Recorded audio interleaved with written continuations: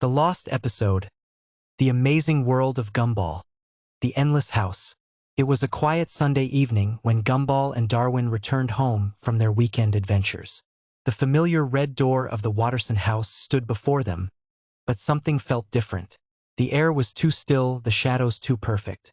As they stepped inside, the living room looked exactly as it always had: the orange couch, the television, the family photos on the walls. But the proportions seemed slightly off, as if someone had tried to recreate their home from memory and gotten the details almost right, but not quite. Gumball headed toward the stairs to go to his room. But when he reached the top, instead of the familiar hallway, he found another living room, identical to the one downstairs, but somehow wrong. Darwin called out from below, his voice echoing strangely in the impossible space. They discovered that every door, every staircase, every corridor led to another identical living room. The house had become an endless maze of the same space, repeated infinitely in all directions. No matter which way they turned, they found themselves back in that same orange-couched, photo-lined room. The family photos began to change before their eyes. Nicole's smile became too wide, stretching beyond the bounds of her face. Richard's eyes turned completely black, like empty holes in his head. And Anais appeared in photos where she had never been before, her expression blank and emotionless. Then they found their family. Nicole sat perfectly still on the couch, staring at nothing with unblinking eyes. She looked like a mannequin, completely motionless. When she spoke, her head turned with a mechanical clicking sound, her voice flat and emotionless. Richard stood in the exact center of the room like a statue, perfectly still, his eyes empty. He spoke without moving his lips, his voice coming from everywhere and nowhere at once. Anais floated 3 feet off the ground, her books and papers orbiting around her like planets around a sun. She defied gravity, suspended in mid-air, her voice echoing from all directions. The windows showed their backyard, but it was wrong. The grass was too green, the sky too blue, and the yard extended infinitely with no fences or neighbors visible. Just endless perfect backyard stretching to the horizon. Clocks throughout the house showed different impossible times. Some showed 3:33, others showed 12 o'clock, and some showed impossible times like 25:99. None of the clocks were moving. Time had stopped in this place. Other versions of themselves began to appear, younger versions, older versions, versions wearing different clothes. These alternate selves looked at them with empty eyes and spoke in perfect unison, their voices creating an eerie chorus. The furniture slowly changed positions between rooms. The same couch, but in a slightly different position. The same TV, but at a different angle. The same photos, but in different arrangements. Subtle but unsettling changes that made each identical room feel wrong. Exhausted and defeated, Gumball and Darwin sat on the couch, realizing they might be trapped forever. The house was watching them, waiting for them to accept this reality as their new existence. The TV screen showed a live feed of them sitting on the couch, but in the TV there were hundreds of other identical living rooms with hundreds of other Gumballs and Darwins, all watching TVs showing more versions of themselves. An infinite recursion of their own trapped existence. Then came the terrible realization. They weren't just trapped in an endless house. They had become part of the endless house. The lost episode of The Amazing World of Gumball that never aired. It was a Tuesday morning at Elmore Junior High, but something felt different from the moment Gumball and Darwin walked through the front doors. The hallways were unusually quiet, with only the sound of their footsteps echoing against the lockers. Miss Simeon's classroom was empty when they arrived, though her coffee was still steaming on the desk, as if she had just vanished mid-sip. Darwin noticed it first. The family photos in the hallway display case were wrong. Instead of showing happy students with their families, every single photograph showed the same thing. Empty rooms with chairs pushed back, as if everyone had suddenly stood up and walked away. Gumball laughed it off, but his voice cracked slightly when he tried to make a joke about it. During lunch, the cafeteria was packed with students, but nobody was eating. They all sat perfectly still, staring at their untouched trays with wide, unblinking eyes. When Gumball tried to get Penny's attention, she turned toward him with that same vacant stare, her mouth moving silently as if she was trying to speak, but no words would come out. The strangest part was the new student who appeared in their afternoon class. Nobody had seen him before, but somehow everyone seemed to know his name was Marcus. He sat in the back corner, never speaking, never moving, just watching everyone with eyes that seemed too large for his face. When the teacher called on him, Marcus would simply point to another student, and that student would answer instead, always giving the exact same response in the exact same monotone voice. That afternoon, Gumball and Darwin decided to follow Marcus home. They watched from a distance as he walked through the empty streets with jerky, unnatural movements, like a puppet being controlled by invisible strings. He led them to an old abandoned house on the outskirts of town, its windows boarded up and yard overgrown with weeds. In the basement, they discovered the truth.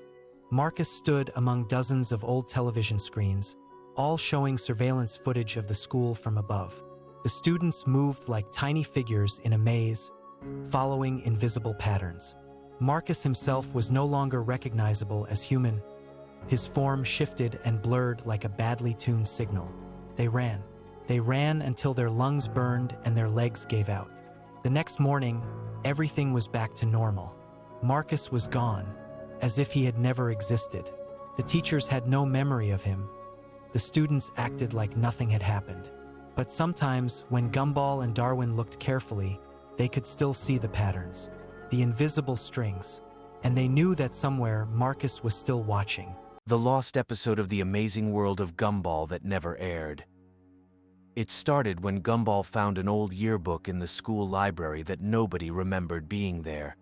The pages were filled with photos of students he'd never seen before, all wearing the same uniform as Elmore Junior High. But something was wrong with their faces. They all had the exact same smile, perfectly identical, stretching just a little too wide. Darwin noticed it too when Gumball showed him during lunch. The orange fish pointed at one particular photo, a blue cat that looked exactly like Gumball, but with that same unsettling smile. The name underneath read, Gumball Watterson, class of 1987. But that was impossible. Gumball was only 12 years old. Miss Simeon snatched the yearbook away when she saw them looking at it. Her usual grumpy expression was replaced by something Gumball had never seen before, fear. She locked the book in her desk drawer and told them to forget they ever saw it. But forgetting became impossible when they started seeing those students in the hallways. At first, it was just glimpses, a flash of that identical smile disappearing around a corner. The sound of footsteps that didn't match any visible students. Lockers opening and closing by themselves. Then Penny approached Gumball after class, but her usual sweet voice sounded different, mechanical. When she smiled, it was that same perfect too-wide smile from the yearbook. The next day, more students had the smile. Tobias, Carmen, Banana Joe, one by one they were changing. They still acted normal, still talked and laughed, but their smiles never wavered, never changed. Even when they were supposed to be sad or angry, that smile remained frozen on their faces. Gumball and Darwin tried to tell Aeneas, but when they found her in the library, she was reading the same yearbook. She looked up at them with that terrible smile and said in a voice that wasn't quite hers, "Don't you want to be in the yearbook too? Don't you want to belong?" The brothers ran home, but their house felt different. Family photos on the walls showed the Wattersons with those same smiles. Nicole was cooking dinner in the kitchen, humming cheerfully. But when she turned around, her face wore that identical expression. Richard sat in his chair, watching TV, that smile never leaving his face even as he laughed at the show. Gumball grabbed Darwin and they hid in their room, but even there they weren't safe. Their reflections in the mirror began to smile that smile, even when their real faces showed terror. The reflections moved independently, waving at them, beckoning them to join. The yearbook appeared on Gumball's bed, open to a page with two empty spaces. One labeled Gumball Watterson, and another labeled Darwin Watterson. As they watched in horror, their photos began to materialize on the page, but their faces in the pictures were already wearing those perfect, identical smiles. Darwin's reflection stepped out of the mirror first, that smile stretching across his orange face. Then Gumball's reflection followed, both of them reaching toward their real counterparts with arms that moved too smoothly, too perfectly. The real Gumball and Darwin backed against the wall as their smiling doubles approached, speaking in unison with voices that sounded exactly like their own, but somehow completely wrong. "Join us," they said, their smiles never wavering. "Be perfect. Be part of the yearbook. Be part of Elmore forever." The last thing Gumball remembered was the feeling of that smile spreading across his own face, unstoppable and permanent. When he looked in the mirror the next morning, he couldn't remember why he had ever wanted to frown. The yearbook sat on his nightstand, the lost episode of The Amazing World of Gumball that never aired. It started on what seemed like an ordinary Tuesday morning at Elmore Junior High. Gumball and Darwin walked through familiar hallways, their footsteps echoing strangely in empty corridors. The school felt different somehow. Miss Simeon's classroom was unusually quiet when they arrived. Their classmates sat in perfect rows, faces turned toward the blackboard with expressions of blank contentment. Penny's shell gleamed unnaturally bright, while Banana Joe's yellow seemed faded. "Good morning, class," Miss Simeon announced, her voice carrying an odd, distant quality. "Today we're going to learn about permanence." The word hung in the air like a cold breath, and Gumball felt Darwin shiver beside him. As the lesson progressed, something became increasingly wrong. Their friends began to speak in unison, reciting facts about things that would never change, never grow, never leave. Their voices blended into a monotonous drone. When Gumball tried to interrupt, the entire class turned to stare at him with eyes that seemed too wide. During lunch, the cafeteria served the same meal to everyone, a gray substance that had no smell, no taste, and left no satisfaction. Students ate mechanically, their movements synchronized like clockwork dolls. Darwin whispered that he couldn't remember what food used to taste like. The afternoon brought art class, where everyone painted the same picture. A house with no doors, windows showing only darkness, and faceless figures. When Gumball tried to add color, the bright hues immediately faded to lifeless gray. By the time school ended, Gumball realized the changes weren't limited to their classmates. The walk home felt longer than usual, familiar streets stretching endlessly ahead. Street signs pointed to places that didn't exist. At home, the Watterson house appeared normal from outside, but inside everything felt off. Family photos showed the same poses, but expressions seemed frozen. Nicole greeted them with usual warmth, but her words came out in the exact same rhythm. Richard sat watching television that showed only static. When asked what he was watching, he replied it was his favorite show, the one that never ended.